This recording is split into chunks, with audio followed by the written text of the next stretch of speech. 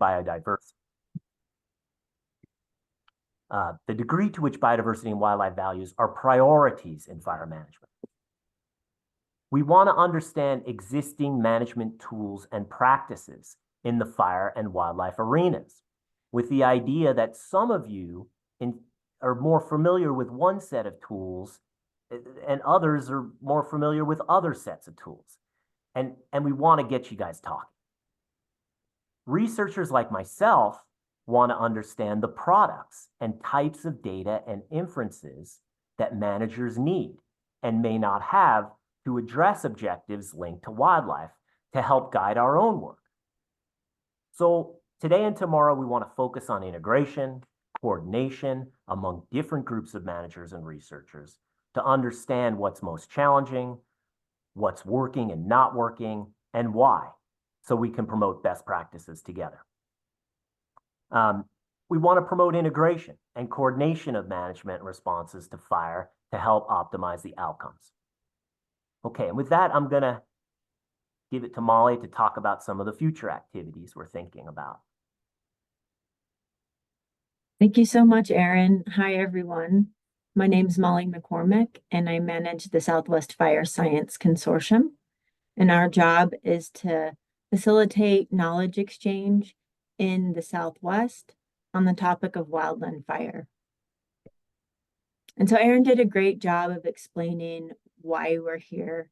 And I want to talk to you a little bit about what's coming of this time together. So in addition to what Aaron said, there's knowledge exchange. We hope to define pathways towards improving outcomes for wildlife. To that end, we're going to be creating workshop summaries and one-pager snippets, snapshots of what we learned together today. And then we're going to have a series of webinars, create a science synthesis that's going to take our conversation, dive into the literature, and explain some of the latest issues involving wildlife and wildfire. So next slide, I want to just talk a little bit about the webinar series.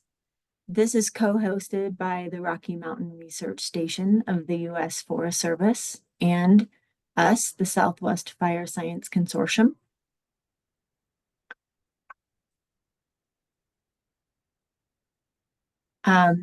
And all of these webinars are going to be posted on the Southwest Fire Science Consortium YouTube channel. And you can use the QR code on the slideshow to get to our YouTube channel. We'll also be sending out announcements to everyone who registered and attended this workshop. Next slide. And you can access information about these webinars and the following workshops by joining our Southwest Fire e-news. And that's located also on our website.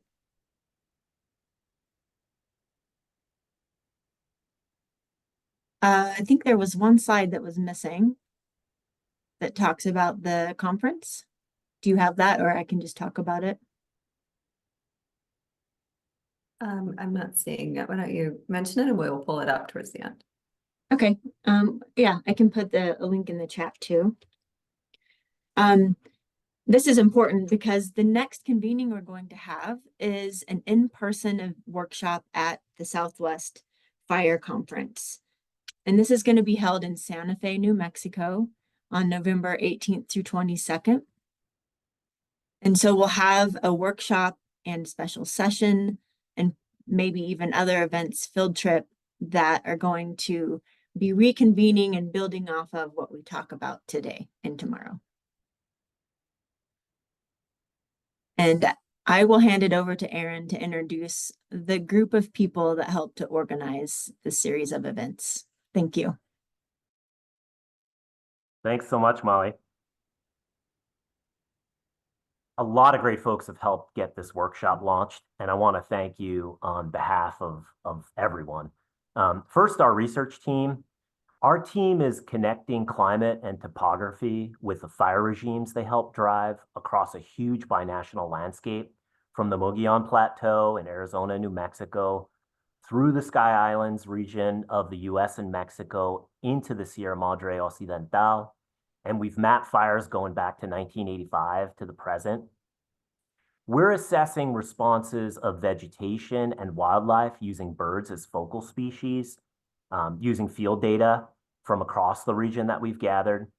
And we're determining deviations between historical and current fire regimes to assess vulnerability, to understand the effects on habitat and wildlife and the implications for management. And researchers like us want to know how to make our products of optimal use to managers, and we want to hear from you. Next slide. I want to thank our amazing planning team for your guidance and support, especially you, Molly. Our research team approached the consortium to help us design and implement a workshop, and we were lucky to learn that the consortium had been developing a similar idea that got derailed by COVID. And we helped revive it, and we teamed up to do this, and we're really grateful for you. Next slide. I want to thank our amazing facilitators, Andy Rogers and Jessica Olson from Southwest Decision Resources for leading the planning team and today's program, and Barb and Roxana of English Spanish Translation Services for translating for our Mexican colleagues that are gathered today in Hermosillo, with Pepe and Raul helping to facilitate south of the border. And lastly, and most importantly, I want to thank you all for participating.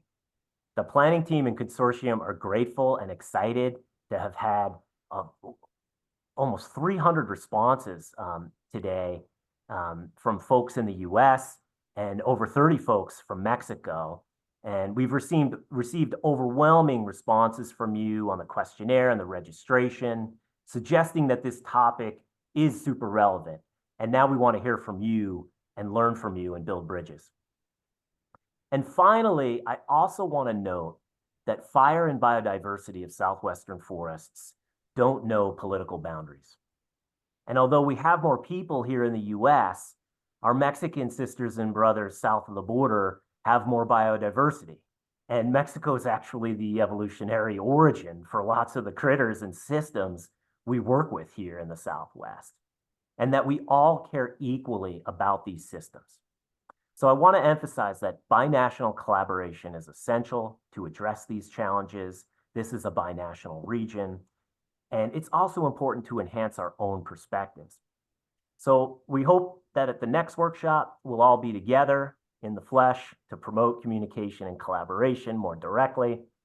And finally, I just want to say a few words in Spanish to welcome the folks south of the border. Estamos muy agradecidos por nuestros participantes mexicanos. Incendios forestales y la biodiversidad no conocen fronteras políticas. Aunque tenemos más gente en los Estados Unidos, ustedes tienen más biodiversidad en México y nos preocupamos por igual por la biodiversidad. Colaboración binacional y nuestras perspectivas son esenciales. En el futuro, esperamos estar juntos. And thank you all so much. And I'm going to hand it back to Andy. Thank you for your patience. We are continuing to try to get the dual language participation happening. And people are still joining. So if you could continue to share, Jessica, that would be great. So I'll just say this is a huge workshop. We have had nearly 300, we've had 300 people register, of which 170 are currently with us today. We would ask you to be patient. We would ask for the energy to be vibrant, but the speaking to be slow so that we can do a good job with the interpretation. This workshop will be recorded, and I did hit record. We missed the first 30 seconds, Erin, and I think that's okay. So here we are. Let's begin. As a reminder, please keep your microphones on mute, and please choose your language several times throughout the day. Go ahead, Jessica. Please use video if possible, especially in your breakouts. We'd love to be able to meet one another face to face as best we can in Zoom. You may use the chat box or raise your hand. We will get to questions as quickly as we can. The planning committee has access to answer questions as well as the facilitators. Please avoid jargon and speak clearly. And here's the overview for today. We had a short presentation. Next, we're going to go into some breakout rooms where we will get to know at least a small portion of who's here today. Then we will have a panel discussion, which will last for an hour. This will be interactive with some time for question and answer at the end. We will have 5 minutes for a break only. Then we will go back into breakout sessions and end the day with some discussion about what's to come tomorrow. After 4 o'clock, which is when the workshop ends, we will leave the Zoom open for a half an hour for networking and small group conversations. If any of you would like to speak with a group of people, we can arrange breakouts. We can just visit about how the day went. It's up to you, but we like to leave the Zoom open for a little while after the workshop today.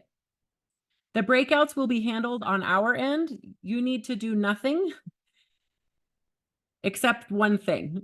You need to wait. You will be sent into your breakout rooms. Then your facilitators and the planning committee members will join you. If you are a Spanish speaker online, you will need to choose not now when you're asked to join a breakout room, because you will be staying in the plenary session with Pepe. So again, Spanish speakers, hit not now when we send you out into the breakout rooms. Tomorrow, we have another packed day, primarily, again, peer-to-peer learning and trying to key up these big issues that we'd like to work on over the next year. So it will be a catching up in the morning for those who could not attend today, and then a series of breakouts both before and after the break. We'll spend the last part of the day talking about the year ahead, keying up the kinds of webinars that you would be interested in over the course of the next 6 months or so, and then talking a little bit about the in-person workshop in November that Molly mentioned, which I will return to in a slide later. Again, tomorrow we will have optional networking. Okay, I'm going to turn it to my colleague Jessica, who's going to talk a little bit about the survey results that came in.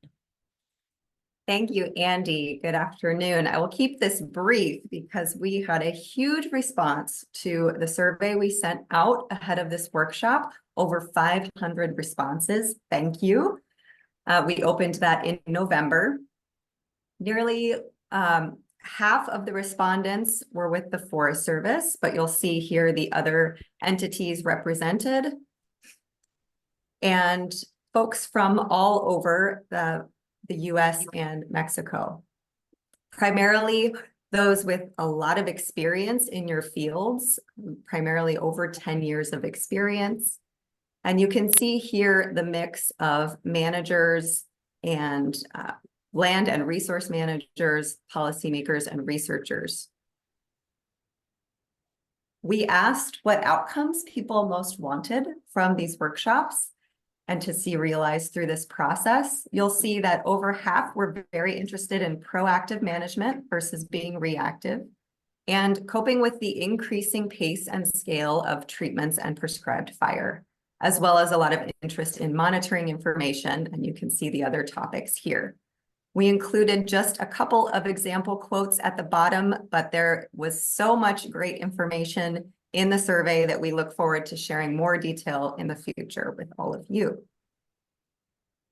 A little bit more about the main interests and needs that folks mentioned: data and monitoring.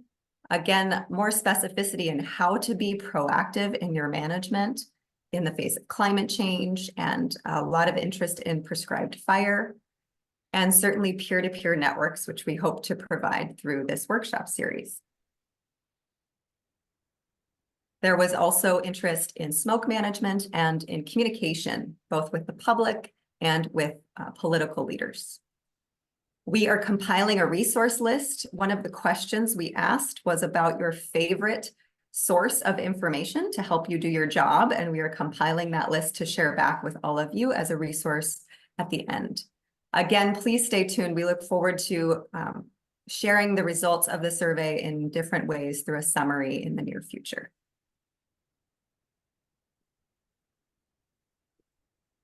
I think next we have a little interactive exercise before we move into our breakouts. So go ahead and close this, Jessica, and let's launch our Mentimeter. What that is you're going to go into the chat box and you're going to click on a link here in a minute. And we just want to get a feeling from where people are calling in from today. Where are you joining from? So it's a simple question. And then we're going to share a word cloud to get a snapshot of where everyone's calling in from today. So as soon as that's in the chat box, go ahead and click on it. There it is from Jessica. So go ahead and click on that and answer that question. So Danica, you're going to do that in the Menti. Okay, so click on that link and then Jessica will start sharing the results as folks populate it.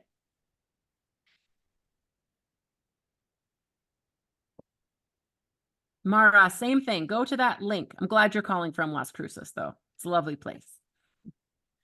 Oh, how fun. Let's all watch.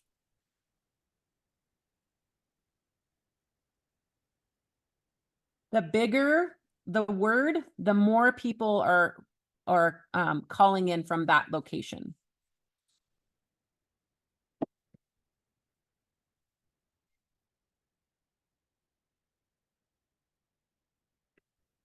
And if you need a code, I'm not sure why that's the case, but you can see the code at the top of the shared screen. Usually that doesn't happen, but I guess it does sometimes. And we will, if you're having trouble, we will hand populate those in the chat box at a later time.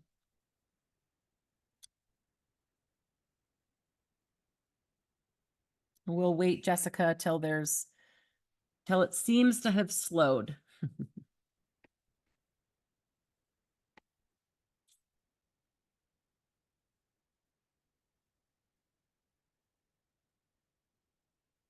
I feel like a teacher, just the pressure to make the students answer it. We know you haven't finished yet.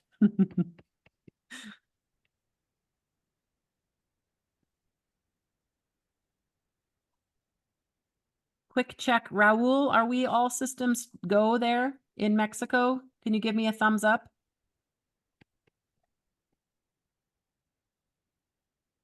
You don't have to speak, but give me a thumbs up if everything's going well for you and you can hear.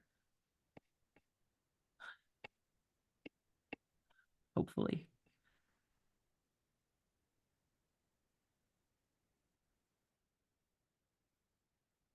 Ramon, why don't you go ahead and ask your question? Do you have a question while we're finishing?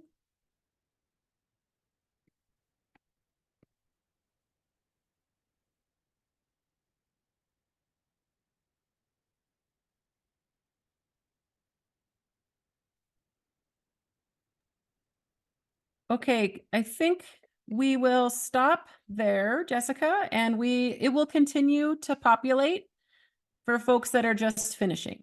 So Ramon, would you like to ask your question now? I expect it might be a technical question. We want to make sure you are able to hear and speak. Do you have a question? Maybe someone can reach out to Ramon. Hola, buenas tardes. Buenas tardes. Soy Ramón Arturo Cedillo Quiñones, únicamente para decirles que estamos presentes desde Chihuahua, Chihuahua. Gracias. Pregunta no tengo, todo está muy bien. Pepe, buenas tardes. Buenas tardes. Bueno, ok. Muchas gracias. De nada. Ok.